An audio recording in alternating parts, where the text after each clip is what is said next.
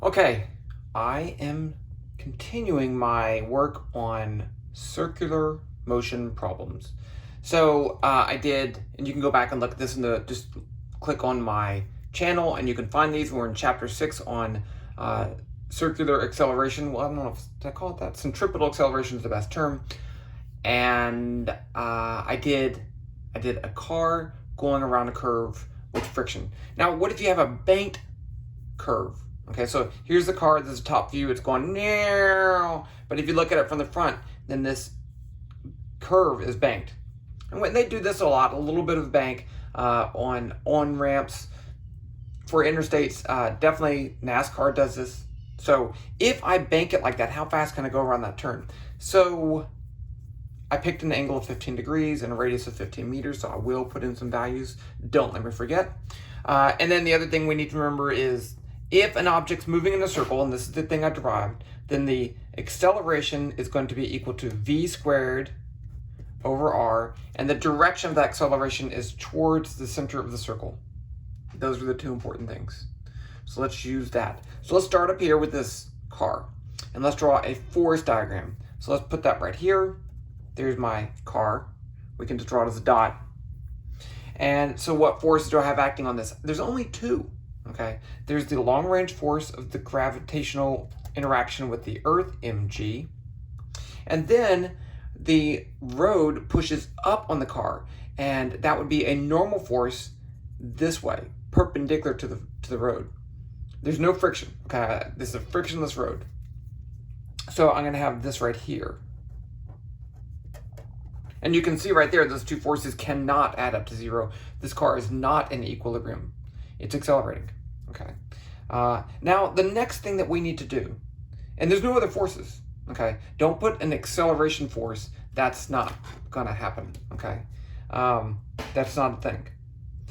So, but what we need to pick is which way is our coordinate system. If you've done a problem on an inclined plane, a lot of times you'll put this as the y-axis and this is the x-axis, okay? But don't do that, because the key is to have the acceleration in just one direction. So if I pick this as my x and this as my y, then the car is going to be accelerating this way in the x direction. So that's going to make such that my force equation, I can have one that's equal to 0 and one that's equal to not 0. Okay. Now the one other thing I need to get here is this angle theta. These angles are always tricky to figure out. What I like to do is think, okay, what if this went all the way down to 0? The angle is 0. Then the normal force would be straight up. As I increase the incline, as I increase theta, this goes further and further away from the y-axis. So this would be theta. Okay. I know that's not the best answer. You can do a little geometry and draw some angles and stuff like this, but let's just go with that.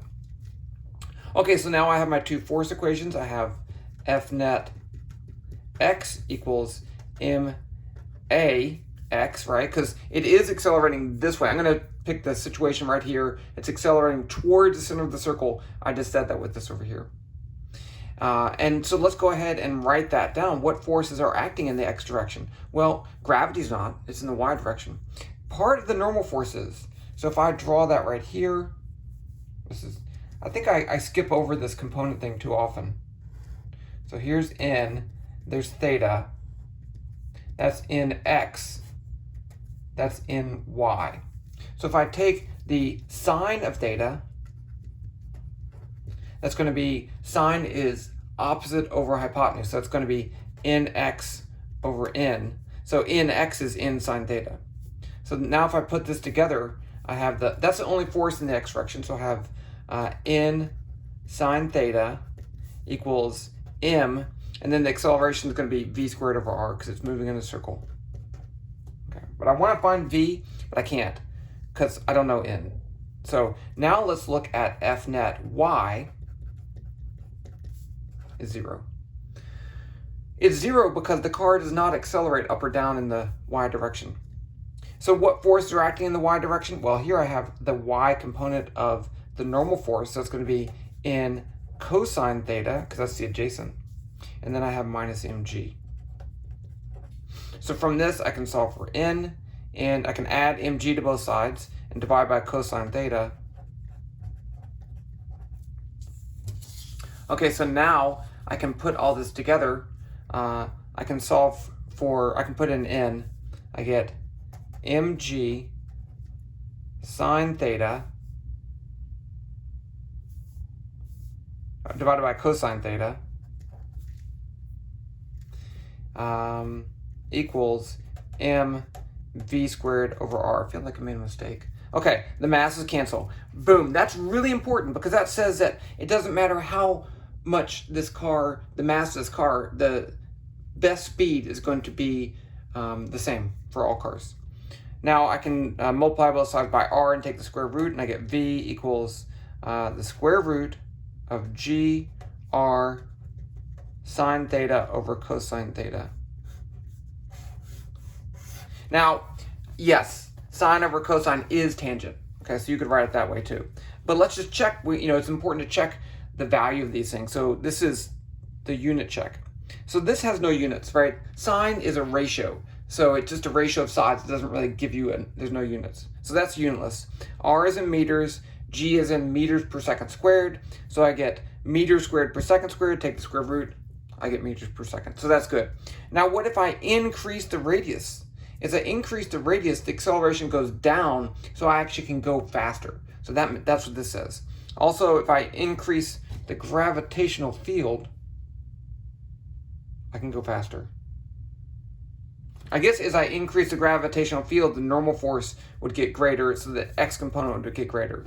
So if you went to a different planet, which, we should all try that sometime, then we can do that. Okay, so now I'm going to put in my values here. Let's use G equals 9.8. It's technically newtons per kilogram. And then put in my angle theta. Let me switch over here to my computer. And I'm going to do one a more let's see, so theta, I said it was 15. G is 9.8. R was 15. And so V is equal to the square root of G times R times tangent theta. And I get a velocity 6.27 meters per second. And let's convert that to miles per hour, 6.27 meters per second.